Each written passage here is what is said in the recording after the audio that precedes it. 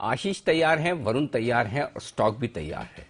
कोल India, जी हाँ, कोल India या तो लोगों को बहुत पसंद आता है या बहुत ना पसंद आता है। तो चलिए आशीष करिए शुरुआत, क्यों पसंद है आपको? सर सबसे पहले शुरुआत करने से पहले ये बताऊंगा कि इससे पहले जब हमने बुल वर्सेस बेयर किया था तब 150 रुपए भाव था। अब बाजार देखिए कितना खराब है, इसके बाद भी 180 के ऊपर चल रहा है और करीब करीब 14 रुपए का टोटल जो है इंटरिम डिविडेंड भी आ गया। भगवान ना करे अगले बार जब बुल वर्सेस बेयर करे 100 रुपए के आसपास मिलेगा।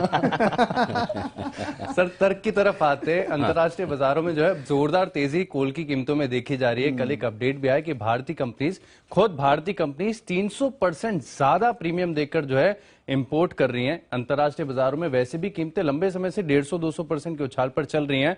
पूरी उम्मीद है कोल इंडिया की तरफ से प्राइस हाइक आएगा। ये पिछली बार हमने बुल वर्सेस बेयर किया था ना, तभी भी आशीष ने यही कहा था कि प्राइस हाइक आएगा और लंबे समय से हम सुन रहे हैं, 10 महीने से सुन रहे हैं कि 10% का प्राइस हाइक आएगा, लेकिन अब तक नहीं आया। ये इस कंपनी के साथ सबसे बड़ी दिक्कत की बात है।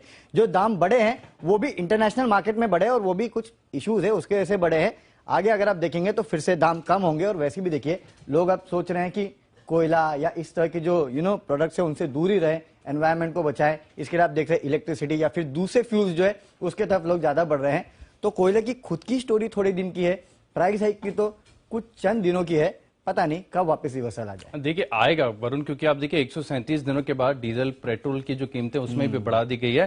पूरा एनर्जी बास्केट अगर आपको इतनी तेजी दिखा रहा है तो हो नहीं सकता कि जो कोल है इसकी कीमतें ना बढ़ती हुई नजर आए। लेकिन देखिए इन कीमतें ना भी बढ़ी तो इनका जो 20 से 25% रेवेन्यू है वो तो ई ऑक्शन से आता है और वहां पर जबरदस्त डिमांड है। इनफैक्ट कुछ दिनों पहले जो कंपनी ने अपडेट देकर ये बताया कि ई ऑक्शन जो है उसमें 100% की बुकिंग आ गई है और जो रियलाइजेशन होंगे इसके बहुत दमदार होंगे। पूरी पॉसिबिलिटी है कि चौथी तिमाही के नतीजे जो हैं बहुत शानदार नजर देखिए आपका कंसंट्रेशन 20-25% पे है, मेरा कंसंट्रेशन 75 से 80% पे है, जो कि एफएसए रेवेन्यूज है। और एफएसए के जो कॉन्ट्रैक्ट्स रहते हैं ना वो लॉन्ग टर्म कॉन्ट्रैक्ट्स रहते हैं। तो भले इंटरनेशनल मार्केट में प्राइस बढ़े या कुछ भी हो, इस कंपनी को सप्लाई तो उसी दाम पे करना है, तो फायदा उठा भी नहीं पाएंगे। अगर इंटरनेशनल मार्केट में दाम बढ़े तो भी तो कोई फायदा होना नहीं है। अच्छा, कोल इंडिया के लिए एक और खास बात कही जाती है कि कोल की स्टोरी है, CO2 का जो एमिशन है उसके चलते ज्यादा स्टोरी लंबे समय तक टिक नहीं पाएगी। लेकिन कंपनी पूरी तरीके से प्रयास कर रही है कि अपने बिजनेस को कैसे भी जो है सस्टेनेबल बनाया जाए। और देखिए कोल गैसिफिकेशन जो है एक बड़ा गेम चेंजर साबित हो सकता है, जिसके लिए मैनेजमेंट पूरे प्रयास कर रहा है, पूरी तैयारी है। अगर ये सफल होता है, आगे जाकर कोल गैसिफिकेशन का यूज भारत में अगर बढ़ता है तो इनके लिए जो रेवेन्यू स्ट्रीम्स हैं वो लगातार बढ़ती जाएंगी। तो यहाँ पर जो है पॉजिटिव देखिए है, सस्टेनेबल है बिजनेस। लेकिन पता है आशीष, इस कंपनी का बिजनेस मॉडल जैसा है ना दुनिया में किसी का नहीं है। कौन 100 रुपए कमाता है और 40 रुपए एम्प्लॉय पे खर्च कर देता है, ये कंपनी करती है। और ये इस कंपनी की सबसे बड़ी दिक्कत की बात है। इनफैक्ट अभी जो वेज रिवीजन हुआ है उसमें भी करीब 10,000 करोड़ के आसपास का हिट जो है इस कंपनी को लेना है। तो ये एक दिक्कत की बात है जो कि जमाने भर से इस कंपनी के साथ चलते आ रही है और जब तक ये कंपनी रहेगी तब तक ये दिक्कत इस कंपनी के साथ रहने ही वाली है। लेकिन ब्रोकरेज हाउस देखिए थोड़े बहुत बुलिश नजर आते हैं। देखिए क्रेडिट स्विस की रिपोर्ट है जहां पर आउट परफॉर्म की रेटिंग दी गई है, 195 का लक्ष्य दिया है। जेपी मॉर्गन ओवरवेट की रेटिंग दे रहे 200 रुपए के लक्ष्य के लिए और 10% का डिविडेंड तो हर साल मिलता है। ये बताइए, ये रिपोर्ट है ना फंडामेंटल नहीं है, टेक्निकल है। ये अब स्टॉक चलने चालू हो गया ना, इसके रिपोर्ट आना शुरू हो गई। इसके पहले कोई रिपोर्ट निकालता भी नहीं था। इस काउंटर को निकालते भी थे ना तो 120-130 के आसपास के टारगेट निकालते थे। और अभी भी देखिए जेफरीज, गोल्डमैन 135, 165 आएगा भाव तो निकल जाएंगे। 165 है वही तो आएगा भाव तो निकल जाएंगे। हो गया। हाँ जी सर। तो वरुण आप ये कह रहे हैं कि ये 40% सैलरी बांटते हैं, गलत बात है?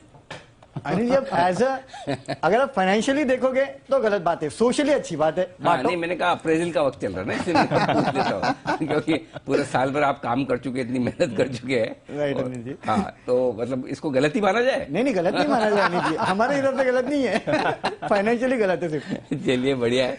लेकिन वाकई में दोनों के तर्क अपनी अपनी जगह पर बहुत ही मजबूत है। तो कोल इंडिया बुल वर्सेस बेयर आपके लिए स्टॉक तकनीकी तौर पर तो मजबूत होना चाहिए। जरा एक बार राय ली जाए कुणाल जी से। कुणाल जी, कोल इंडिया किस तरफ है आप, bull, bear, NOTA? Anil ji मैं बुल साइड पर हूं। अनिल जी मुझे लगता है कि एक बड़ा चार्ट पर रिवर्सल आता हुआ दिख रहा है। बहुत लंबे समय से कोल इंडिया बिल्कुल एक सीमित दायरे में कंसोलिडेट कर रहा है, लेकिन मुझे लगता है अनिल जी अब ये समय समाप्त हो गया है। और जिस तरह दुनिया भर में एनर्जी की कीमतें, एनर्जी का मूल्य लोगों को समझ आया है इस कॉन्फ्लिक्ट के बाद, तो मुझे लगता है कोल इंडिया में अनिल जी आपको वापस से तेजी देखने को मिलेगी। तो मैं बुल साइड पर हूं और मुझे लगता है अनिल जी 280-300 के लेवल्स इसमें दोबारा देखने को मिलेंगे। 280-300 हेलो जी अनिल जी, 280-300 के लेवल्स अनिल जी साल सवा साल में देखने को मिलेंगे। इतने बुलिश तो आशीष भी नहीं है।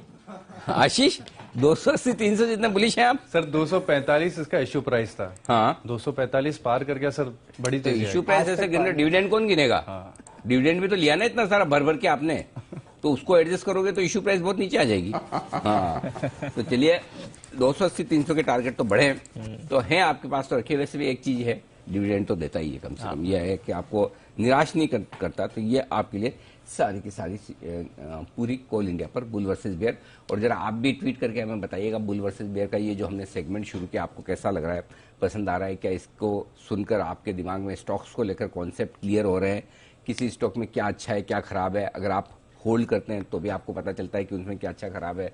अगर आप खरीदने का मन बना रहे हैं तो भी आपको पता चलता है तो क्या आपके वाकई में कुछ काम आ रहा है। और अगर कोई और स्टॉक्स ऐसे हैं जो आप चाहते हैं बुल वर्सेस बेयर करें तो वो भी आप हमें ट्वीट करिए, हम कोशिश करेंगे उन पर रिसर्च निकाल कर आपको देने के लिए। लेकिन हाँ, ऐसा नहीं हर कोई भी स्टॉक पे बुल वर्सेस बेयर, ऐसा स्टॉक होना चाहिए जहां पर वाकई में दो स्ट्रांग व्यू हो। जो खरीदना चाहते हैं बहुत मजबूती से खरीदना चाहते हैं, जो बेचना चाहते हैं वो बिल्कुल नापसंद करते हैं, उस तरह की व्यू हो। नहीं तो पता चला सबने अपने अपने पोर्टफोलियो की स्टॉक डालना शुरू किया, ये भी बुल वर्सेस बेयर, ये भी बुल वर्सेस बेयर। वैसा मत कर लेना प्लीज, अच्छे वाले स्टॉक्स